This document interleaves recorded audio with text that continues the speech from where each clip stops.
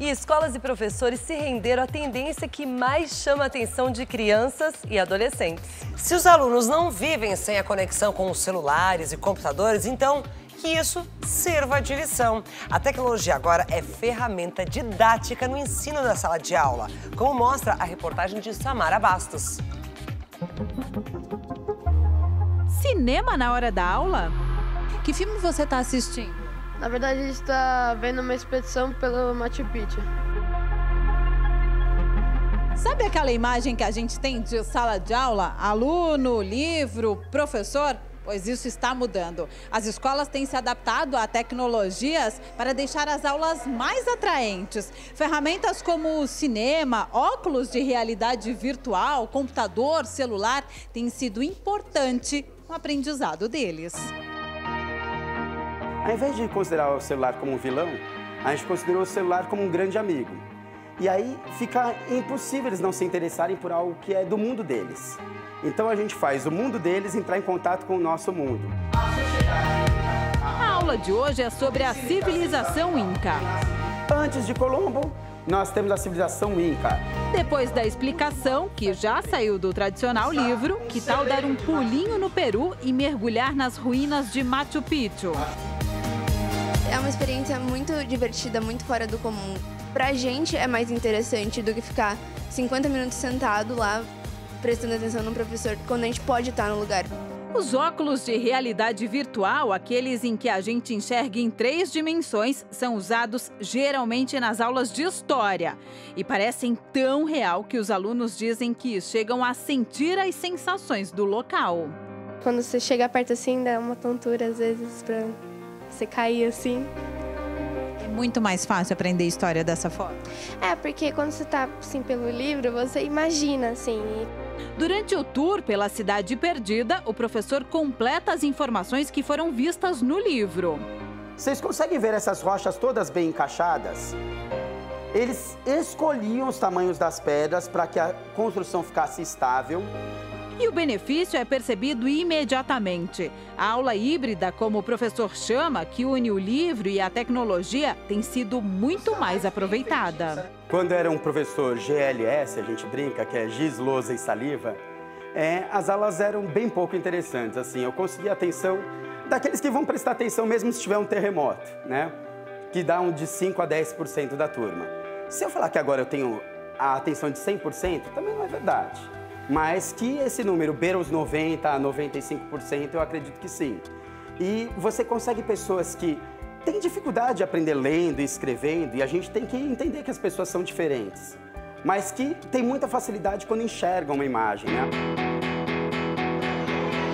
Nesta outra escola, a aula até parece de informática, mas na verdade os pequenos estão aprendendo matemática. Nós vamos então trabalhar os números em ordem decrescente. O número decrescente ele é feito como? De trás para frente. Vamos contar comigo então do 10 para trás? Como que fica então 10? 10, 9, 8. Por aqui, fazer contas tem sido mais fácil para os alunos. É que parte da disciplina eles aprendem jogando. Além do livro, além da lousa, a gente utiliza esse tipo de programa para que eles aprendam de forma lúdica e mais divertida. Né? Então, para eles fica muito mais fácil entender através de um jogo e depois a gente usa a base dos livros, a base dos cadernos, do que necessariamente direto para os livros. A ideia em desenvolver um game para ensinar matemática surgiu do Sérgio. Ele é pai do Leonardo e percebeu que o filho tinha mais facilidade em aprender quando o assunto estava relacionado a algum jogo. Ao invés de proibir o menino de passar horas em frente ao videogame, ele usou a tecnologia para ensinar o filho. Eu gostava muito de tecnologia e passava muitas horas pedindo para jogar. Então, a partir daí surge a ideia, como é que eu faço para utilizar esse tempo que ele usa jogando para agregar valor na formação dele. Matemática foi a disciplina escolhida porque, segundo uma pesquisa feita pelo Sérgio, 87% das crianças têm mais dificuldades com os números. O jogo foi batizado de Raiz Redonda e conta com um casal de bonequinhos, o Theo e a Maia, que correm atrás das moedinhas e objetos espalhados pela trilha. Tudo vira motivo para aprender matemática. Tem uma parte que a gente pega as engrenagens e não pode a quantidade de engrenagens certas. Você acertou hoje? Acertei uma vez e agora eu só volto a acertar de novo. Apesar de parecer uma brincadeira, o conteúdo é o mesmo exigido pelo Ministério da Educação. Nos jogos tem operações de soma, multiplicação, divisão, tudo adaptado de acordo com o cronograma escolar.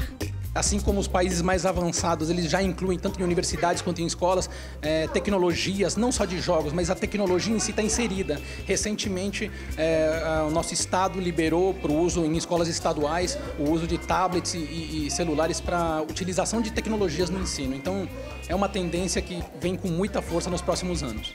O uso de aparelhos celulares foi liberado este mês pelo governo de São Paulo.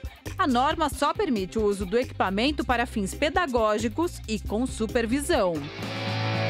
E observe como os alunos dominam a tecnologia. Eles se empenham no jogo e na disciplina. Hoje eu aprendi as contas e aprendi a contar até 10 também.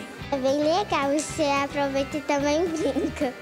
Para melhorar o aproveitamento, cada jogo tem duração máxima de 10 minutos. Depois dessa fase, é a vez do professor entrar em ação.